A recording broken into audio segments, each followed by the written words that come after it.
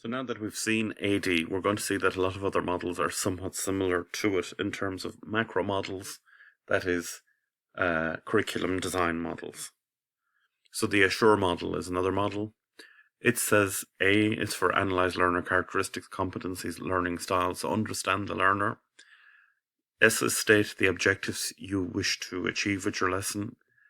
S is select, modify, design methods, medias, and material. U is utilize the methods, media, and materials. R is require learner participation in the lesson, and E is evaluate the learning outcomes. This is from Instructional Media and Technologies for Learning. To my mind, this is AD, just slightly stated differently. The first one, analyze learner characteristics, is the same as analysis. State objectives you wish your lesson to achieve is design. Select, modify, design methods, media, materials is develop. Utilize those methods, media, and materials is implementation. Require learner participation is different, and then evaluate the learning outcomes is evaluation. So I see this as very much just AD rebadged. We mentioned that nobody created AD. Well, somebody definitely created Assure. It's the same steps underneath the headings. There's some slight differences in what each stage represents, but in general, there's a analyze requirements, design, develop, implement, and evaluate. And really, as I said, requiring learner participation is the only new thing in the Assure model. Just to mention as well, the Assure model in terms of design says to use an ABCD format in terms of how to design the content. So you think of A, the audience. Who are they? What do they need to know? What are they going to learn? B, the behavior. What outcomes do I need to achieve? What behavior will I change in the learners, or what new behavior will I create in the learners? C is the condition, and it's under what circumstances do I want the students to undertake a particular behavior, under what conditions are they learning? And D is the degree to which the student must achieve these learning goals. In a sense, if we think about, if I'm teaching somebody first aid, it's a lot more important that they get it 100% correctly than if I'm teaching them, I don't know, martial arts or something. I mean, it's okay to be a white belt in martial arts for years. It's okay not to know it great and then to learn it over time. Whereas if I'm teaching somebody first aid, they have to get it right. So the degree to which we require the audience's behavior based on conditions to be achieved is significant. And it's significant, I think, in terms of what we're teaching them as well.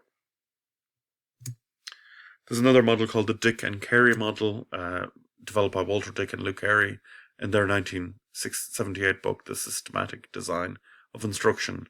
They're very much people who believe in the systems view.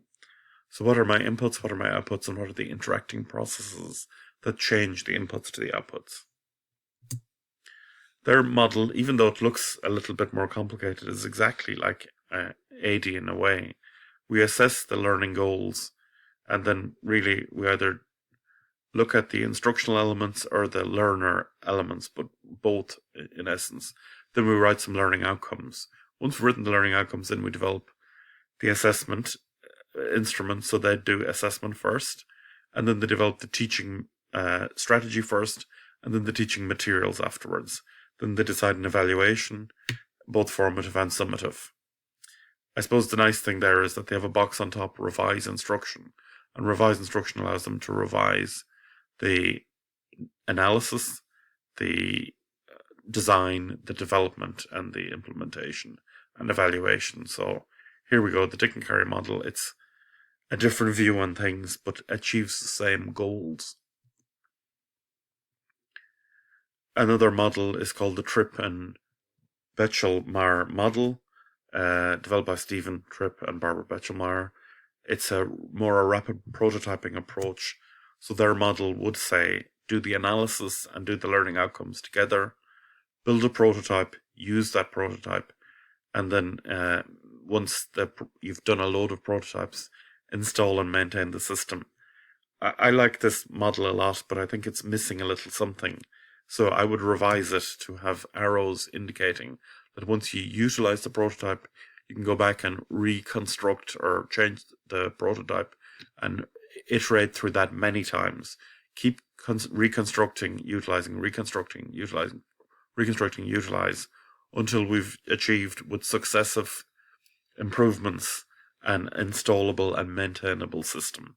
So I haven't told them this, but I modify their diagrams like this. Gilly Salmon, who's a very important e-learning researcher, has a 5-stage model that I think tells us important things about how we design instruction. Gilly Salmon is in the University of Leicestershire. She has, importantly, degrees in educational technology, but also in change management, which I think a lot of the challenges of designing and developing e-learning content is changing the students' minds. Change management is very important in my mind. She describes the learner's experience in a model where she says, particularly for e-learning, there are layers of competency students grow at. The first layer is just to log in, to get in and to be excited by it. That will be access and motivation. Then to learn to talk to other people online, to exchange information with them, to build new ideas, and then to develop their own understanding. So the access and motivation is setting up the system and accessing it, both for the teacher, the student, and possibly the administrator. Tutors might do stuff like say, "You're very welcome to this course," and guide them to where to find information and help. The next thing the students do might be send and receive messages both to the tutor and to other students. The tutor would do icebreakers, set ground rules in terms of behaviour, and articulate fundamentals of good behaviour in a teaching environment. Next, the students do stuff. They do information exchange, they carry out activities, and maybe they discuss and report their findings. And the tutors might facilitate those discussions, identify individuals, their roles and responsibilities, encourage discussions and summarise the findings of individual groups. In terms of stage 4, it's knowledge construction, where the students are conferencing, they're taking ownership of the whole process. They're discussing things at critical level, and they're making connections between models that are being discussed in class and work-based learning experiences perhaps as well. The tutors are facilitating that process by asking questions and encouraging reflection.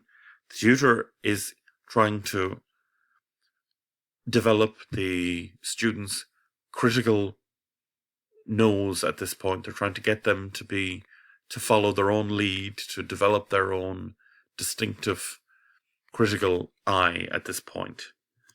And then finally, development. The students are strategic in their approach.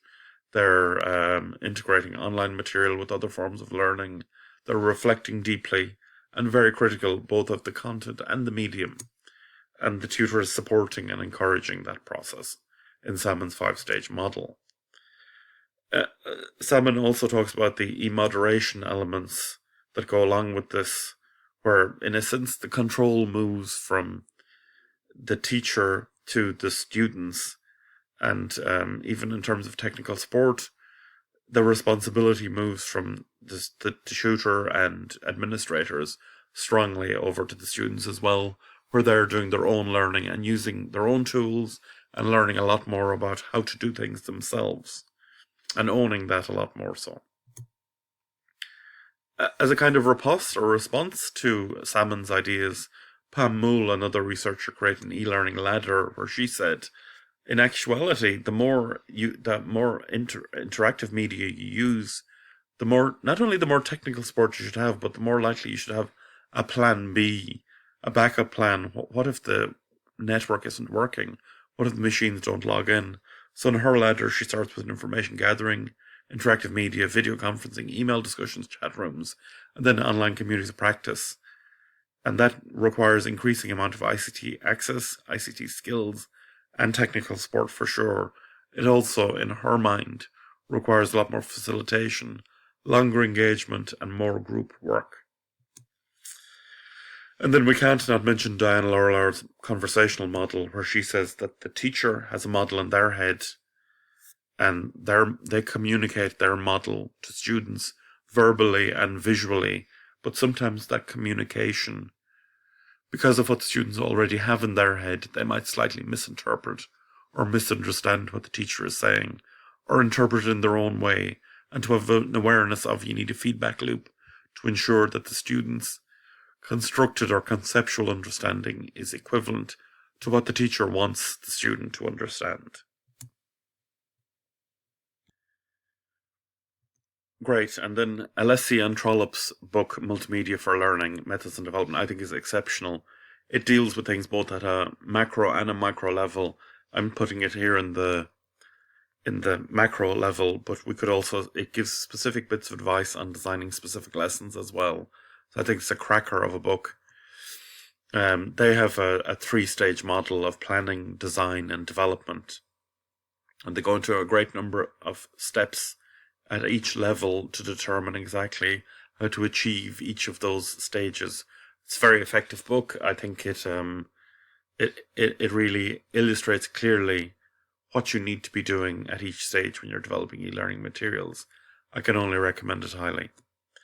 Other macro models that I'll mention briefly include Hannafin and Peck, which says assess requirements, design and develop and implement, and then evaluate. Knirk and Gustafson's model is essentially determine the problem, design and develop. And those are iterating within each stage as well as iterating around the whole stage. Kemp's model is excellent. I think it's almost an agile approach where we develop as we're going along and we undertake tasks as suitable. Have a look at that for yourselves. There's the Gerlach-Ely Model, which says specify what you want to teach, specify learning outcomes, determine how you'll assess them, determine how you'll teach the material, determine how much time, how much space, how much resources will be available, deliver and then evaluate that performance, analyze the performance and then go back and start again. So another iterative or looping back model. There is assimilation theory as well, which is a whole series of steps involved in learning, and it's a coherent model of learning, but also it gives us very clear ideas how to create curricula, because it states quite effectively what, if we want to achieve a change or a learning empowerment in a student, how do we do that, and what are the tools we can use, and what are the steps we need to do to understand that. Thanks very much. That's macro models of instructional design.